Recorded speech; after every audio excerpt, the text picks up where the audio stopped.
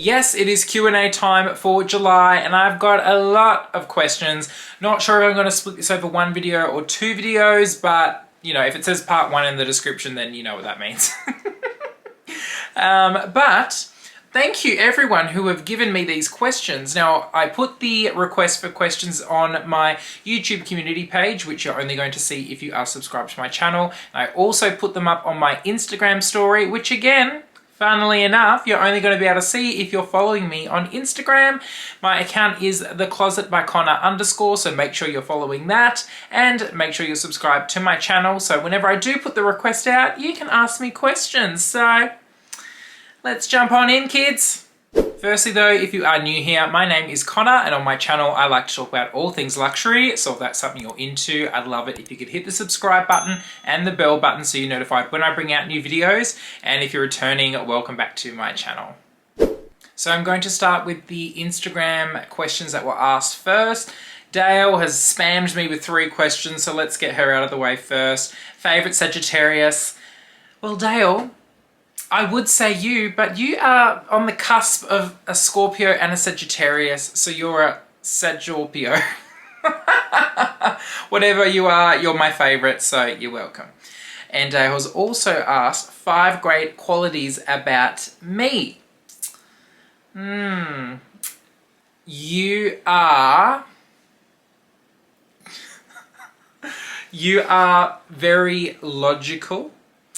You're someone who that if you have a problem with and you go to them, you're very good at kind of stripping it back and being like, well, if you do this, this is what will happen.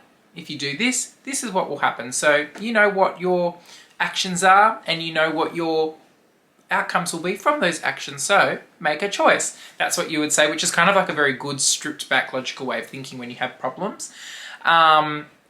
What else? You're hilarious. You have the best sense of humor in the world, and we always laugh at like we always laugh at the funniest things. What's the 4th? You're you're very stylish. You've got a very good eye, and if I was ever unsure about something, like I would always get your opinion because you'll be like, yep, this works, and you've got that good kind of design eye. It's like you always know if something's going to work or not. And then 5th, you're just the best, all right? 5th, I don't care if that's not a real quality, but you're just the bee's knees. So, you know, wouldn't trade you for all the gold in the world. And then your 3rd question is my next Fendi made to order.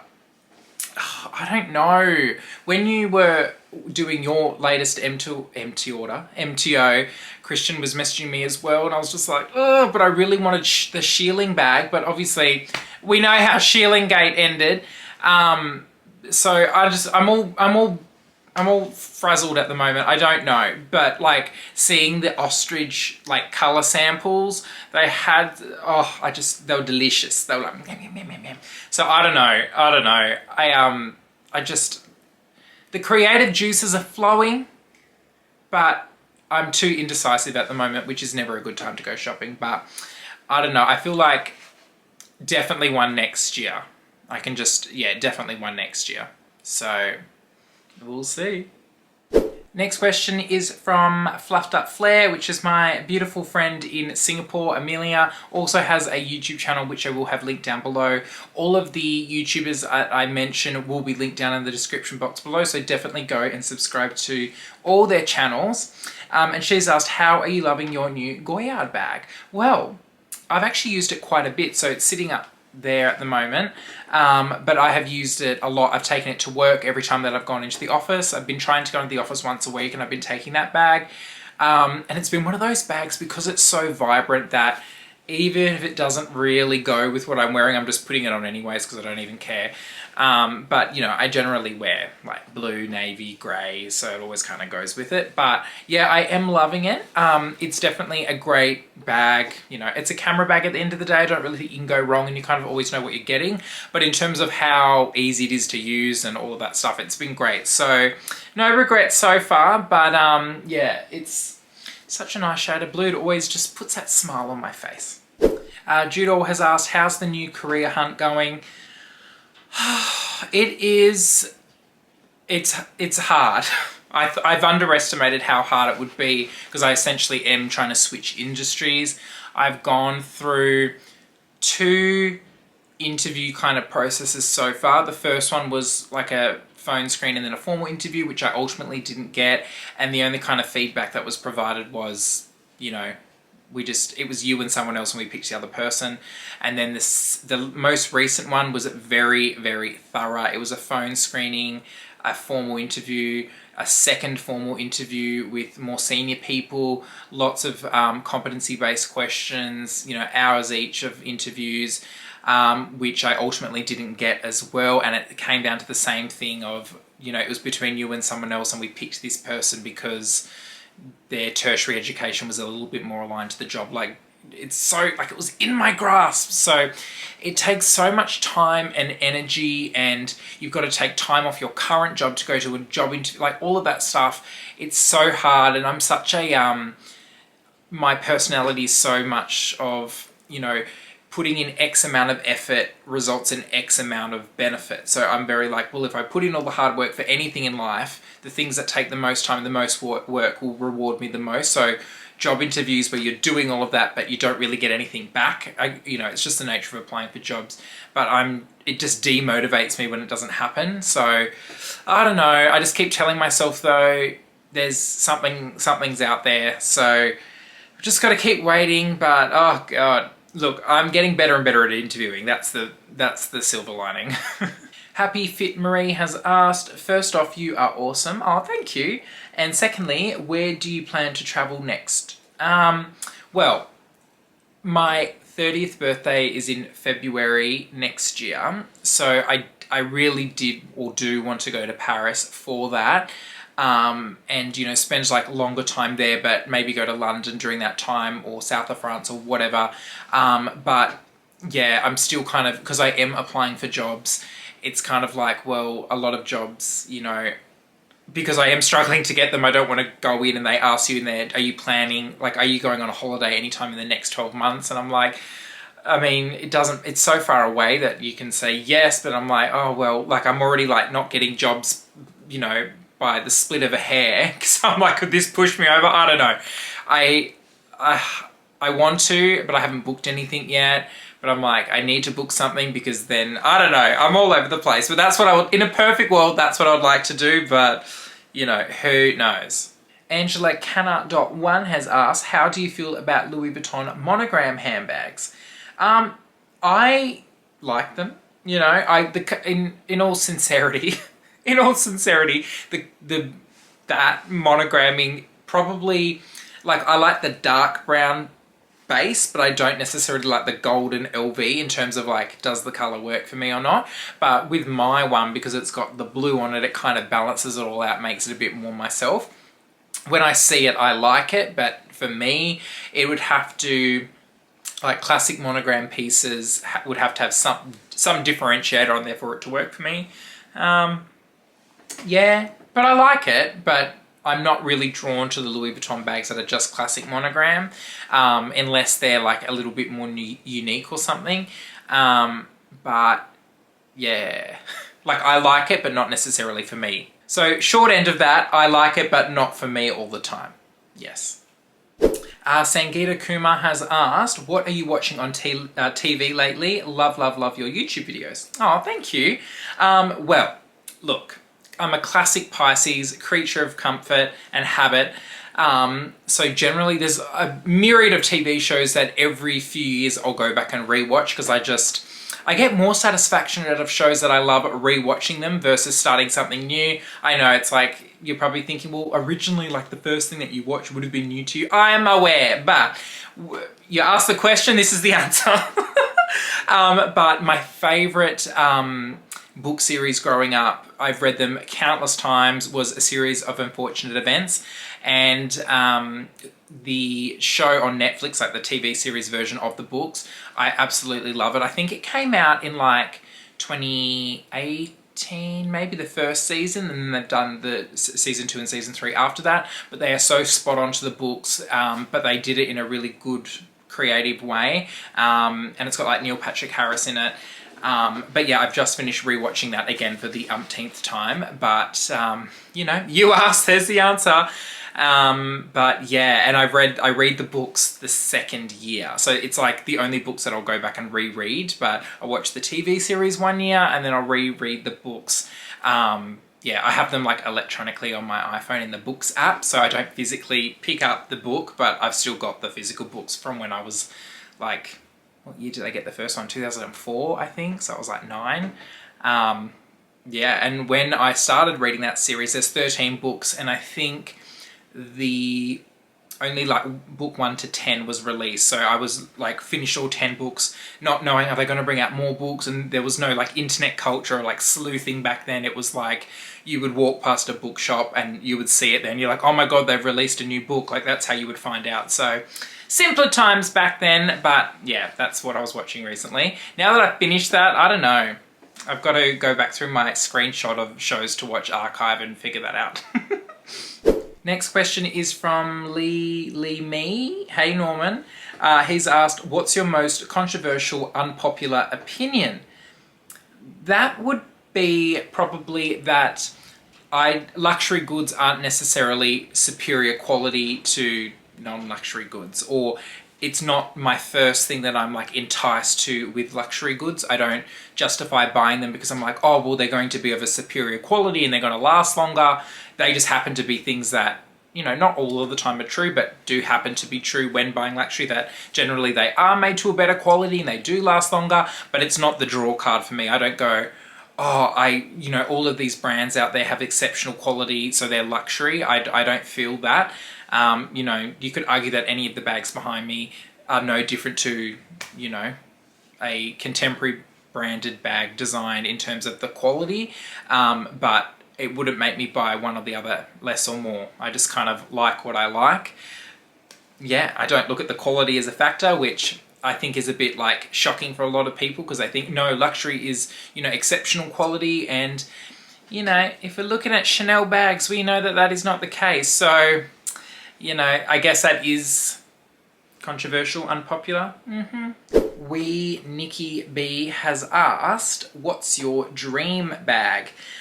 I get asked this every Q&A, and there's so many, I don't know, like there's a list. Maybe I should do a video on the list of bags that I want to add into my collection some point throughout my living years. My living years, the years of life. Because it's not necessarily always changing, but like you don't know what you don't know. And like you could just think, oh, I'm never going to buy a bag like that, and then a season later they bring it out in some sort of way that you're like, go back, let me have a look at that again. So I don't know, but there's definitely like a Birkin of some sort on my list. And now that Hermes have brought out like is it the Maxi Kelly in the men's range, I'm like, oh, I could like that as well. It's like, I don't know, the handle and everything's different. Like it's more flat handle for the Kelly. It just looks better. So I don't know, it's ever growing. I definitely want to add a medium peekaboo ICU, so like the size up from this one, which is more of like a business looking laptop bag, but it's ever growing. But I definitely like made to orders better than off the shelf, because I feel like you get a, you know, like that bag. Hello. I would do that again in a heartbeat. So I don't know, the list is ever growing, but I might just do a video. I'm gonna have a think about it. I might just do a video where I put like all of the bags that I want in my lifetime at the point in time that I'm building the video. Does that make sense? Does that answer your question? So glad we had this chat. The next question from Shelia. She's asked, if you had to recommend Dale on the only bag that she's allowed to keep because everything else has to go, as well as 3 other YouTubers and their collections, which bag would you tell them to keep? Shelia, that's actually 2 questions.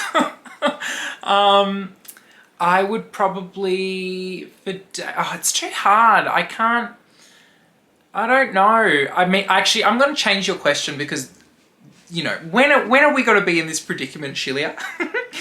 So for Dale, say she's allowed to keep 3 bags.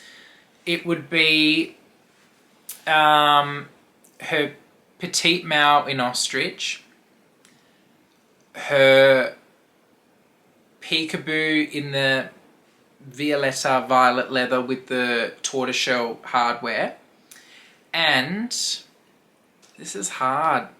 Gary. I'm gonna have to say Gary because I feel like I couldn't get rid of Gary. It's just, that's the way it has to be. And then 3 YouTubers. I need to think about this. I can't come up with this on the spot, okay? Just Dale, she got 3 bags and that's the end of it. Alrighty, moving on to the YouTube community post questions. VV for me has asked, are you bored with current luxury collections as I and Amelia Rose are? I mean, I don't look at it as bored to an extent. Like, I'll be like, oh yeah, snooze fest, everything at the moment. But I know that, like, you know, if a collection that comes out is, like, say Louis Vuitton bring out a collection, it's very, very boring. I'm like, yeah, but I know what's going to happen. I'm going to be like, nah, hate all these bags. And then, bam, they'll bring out some sort of collection that just pulls me back in. So I know that it's always changing and new things come out. So I don't really think, oh, this is boring, I'm done. I just kind of think, you know, they'll come back. They'll come back. So, yeah, that's, you know, what goes around comes around sort of thing. Lindarella127 has asked, thoughts on the Dior Italy issue?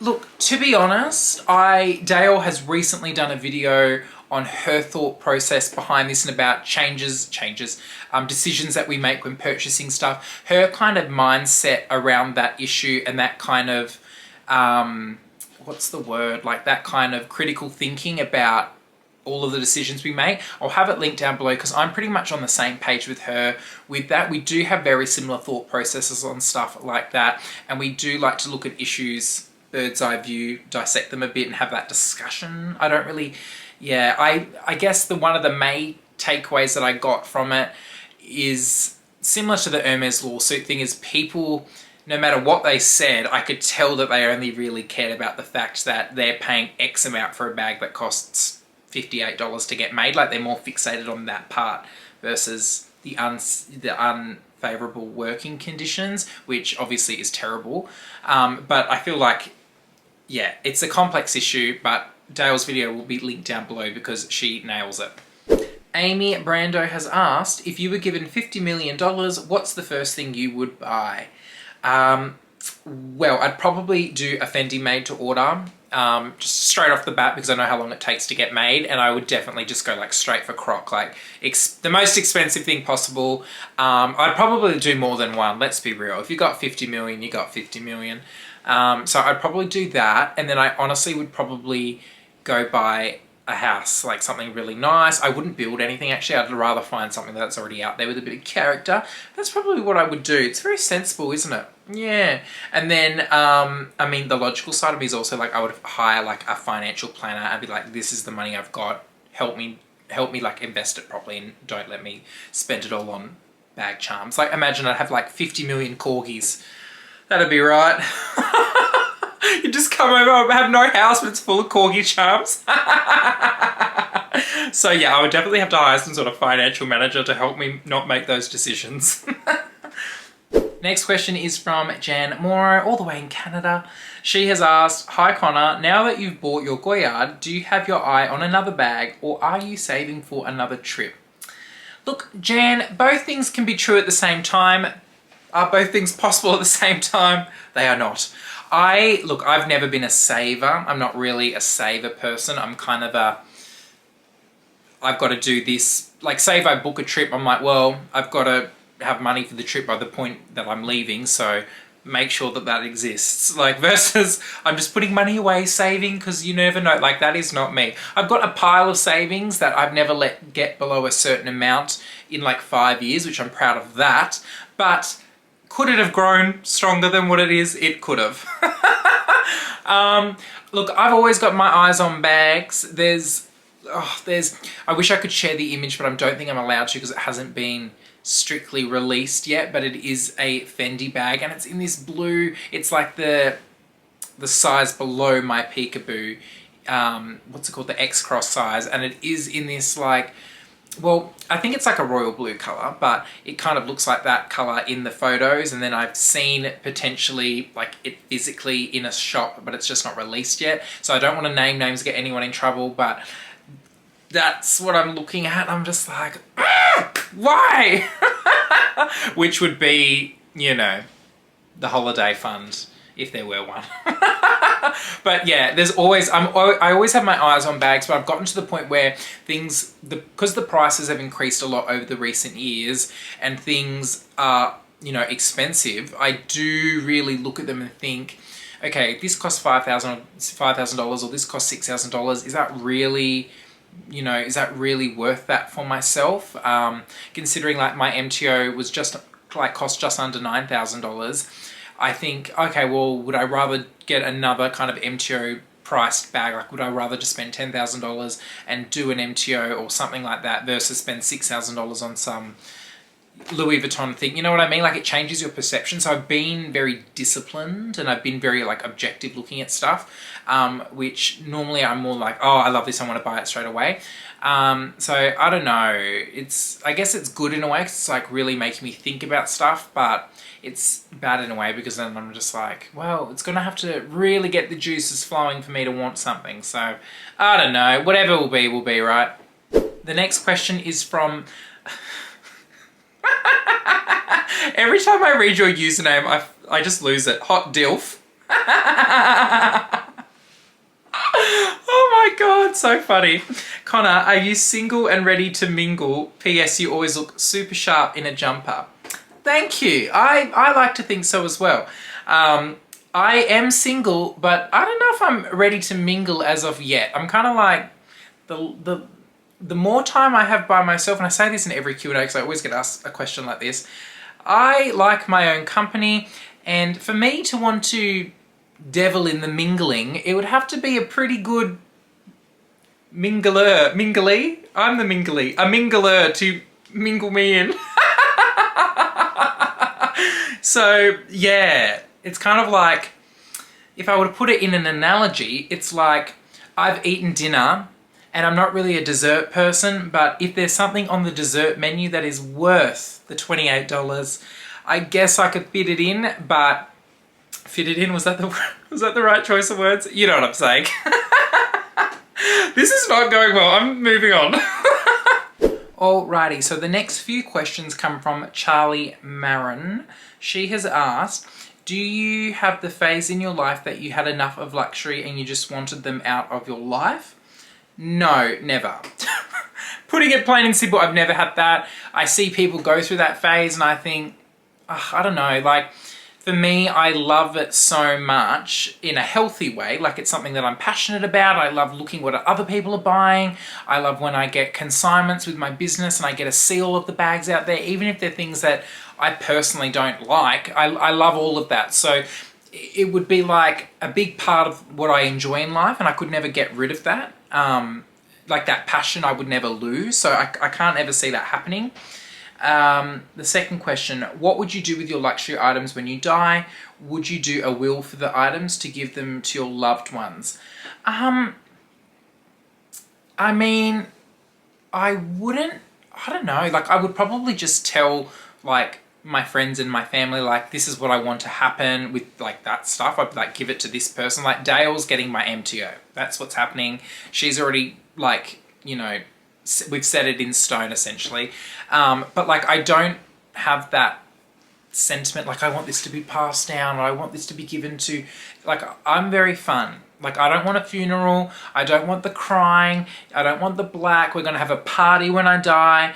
And you guys, like, that's just more, you know, in tune with my personality, like anti-serious. So like, you know, just come and grab the bags. I don't care what you do with them. Enjoy them. Do whatever you like. But no, I don't think like that. I think, oh, you know, I'll be dead, so who cares? And then the last question, in luxury jewellery, which do you prefer, VCA or Cartier? And apologies for the very personal question. No, not personal at all. You know, death is just something that isn't that sad for me to talk about. I think it's just, you know, we're all gonna die. So with regards to the VCA or Cartier, very different pieces. Like, I think that VCA is more of like a dainty, I think of more fine jewellery, like in the true sense of the word, it's very fine. You know, they use a lot of precious stones and you know, diamonds and all of that. Like they've got the mother of pearl, they've got the malachite, they've got the onyx, like very kind of, you know, statement pieces. They do this very royal blue kind of stone. I can't remember what it's called. I'll try pop a photo up of it, which I just think always looks great in my opinion. But then Cartier, on the other hand, I think they do a lot more, you know, fine jewellery that's got some grit to it. It's a bit more like industrial. Like if you think of the Love bracelet or the Juste un Clou or is it the Clash range? I think that's, you know, very kind of like substantial and it doesn't look delicate. So I think they're very different brands and they've got pieces that I objectively like both of. Very Switzerland of me, wasn't that? But you know, it is what it is. The next question is from Chloe. She has asked, do you think luxury has become boring for yourself in your own collection, or do you think it becomes boring if you have a bigger collection, say 20 bags or more? First part of that question, it has definitely not become boring. I think that, you know, the inability just to not go and buy every little thing that you like makes the pieces that I do buy more special. It makes it a bit more of a labor of love where, you know, you're saying, well, there's like 5 bags out there at the moment that I love. I can't have them all. Which one do I love best? You know, you kind of have that, ooh, like that process of elimination part of it, which adds to the excitement of the purchase. So it's definitely not boring.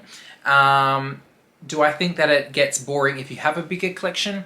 I don't know. It depends on the person. I mean, realistically, the stuff that I do have, I like that I've got different options, and I think now I'm kind of like, I don't buy, okay, well, like the bag has to be crossbody or it has to be top handle, whatever, it has to suit a purpose. I've got enough now that when I do buy a bag, I can just like the bag for what it is because I have other options. But I don't know if I would put a number cap on it. I mean, I think I've got over 10 or 15 bags now, I think. And I don't feel overwhelmed by that at all. And I like, the ones that I'm going like using currently, they sit on my couch like downstairs because I'm using it. It's got all my stuff in it, and then I forget that I've got that downstairs. So if I'm looking for something for the weekend and I'll come in here, I'll just pick something different and then forget, you know what I'm saying. But I don't know. I feel like the more options can be better. I feel like when you've got a lot more bags, you can buy pieces that are a bit more occasional, you know, like something that you would take out to dinner or something that you would take out for lunch versus something that you would use daily or more for work, whatever. So more options can be good. I don't know if I would have, like, I feel like 20 to 25 bags, you know, in a perfect world for me, I could make that work and wouldn't be overwhelmed. I think if I had more than that, I would maybe get a little overwhelmed. Like I'd be like, well, there's so much here, I'm not using these items. I don't know. That's what I say now, but I think that it's really dependent on the person. I don't think there's like a perfect one size fits all sort of thing. Does that answer your question, Chloe? Amy Brando again. How do you stay motivated? Is it just your personality or do you have to work on it? And then I responded back to this and I said, motivated at what? And Amy's written back, at life in general, getting out of bed, working, making YouTube content, etc. Well, look, I'm very classic, just Connor personality is if I really want to do something, I will do it no matter what. There could be a hurricane, a bushfire, tornado. If I want to go do something, get it done, I'll make it work. Even if I'm rowing my boat down the stream, I'll make it work. If I do not want to do something, I am the ultimate procrastinator and I will leave it to the very last minute to get that job done.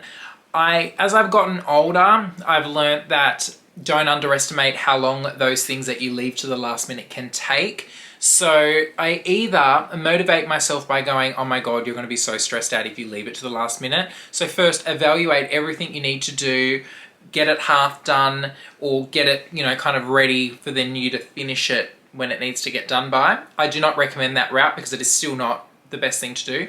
Or secondly, I'm like, oh my God, let's just do the 30-minute job that I would normally put off for 3 months, dreading it that whole 3 months. Let's just do it in the 30 minutes. I'm motivated by short-term pain, long-term gain of mental freedom. But yeah, in terms of doing YouTube videos, if it feels like work, I won't do it. There have been times when I have not put out a video for 2 weeks because I'm not inspired. I feel like there's not content worth me talking about or something I'm not going to bring anything new to the table, like with the Hermes scandal and the Dior scandal and all those other scandals that I haven't said anything about. I'll get DMs on Instagram like, oh, waiting for your video on it. And I'm like, well, I don't really have anything else to add that hasn't already been said. I'm not contributing anything. I'm not just going to put a video out there just to get, you know, just to tick a box. Like, I'm putting this out there because everyone else is. I think if a lot more YouTubers, you know, just, if they're not bringing anything new to the table, just, you don't need to say it. Yeah, I mean, that's just my opinion on it. But if I'm motivated to film something, I'll film it. If I'm not, well, I just won't do it. But, you know, I don't know if I can say what motivates me more so than if I want it, I'll do it. Sorry, Amy, that was a very, like, no secret, no answer to life. It's just what I was thinking. But getting out of bed, I mean, working, the things that I've got to do. So I'm motivated by the fact that if I don't do them, I will be poor. Next question is from Julie Tar6867. She has written, I'm heading to Singapore soon. Can you please recommend the best 3 places for food and shopping? In terms of shopping, I would probably, you know, if you're wanting to kind of be in one place, all different kinds of shops, and you're not wanting to like go underground and go between the malls, I would say just go to Marina Bay Sands, the shops, like that shopping center, because it has everything. It's very luxurious. You're kind of getting that, you know, ambience of the shopping experience, and you're not having to go between places. I wish I'd spent more time there because it would have just been easier. But probably that. And then the second, like my second favorite shopping place was hold on, let me go. It's like a Japanese name.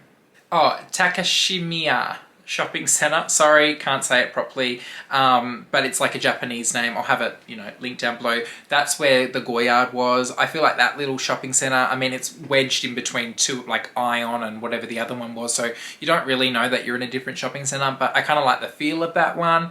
Yeah. Now, in terms of food, I can probably recommend that place that I had the chicken at, which was what was called Chatterbox, which is in the Hilton Hotel, and the Sky Bar. If you're looking for like a kind of drinks Singapore night looking view place, would be the Sky Bar at the Swissôtel Hotel. That was like, in terms of nightlife looking, the visuals, that was probably you know, a really nice place to go. So they're my recommendations. Take them with a grain of salt, but you're welcome, and you'll get the bill in the mail.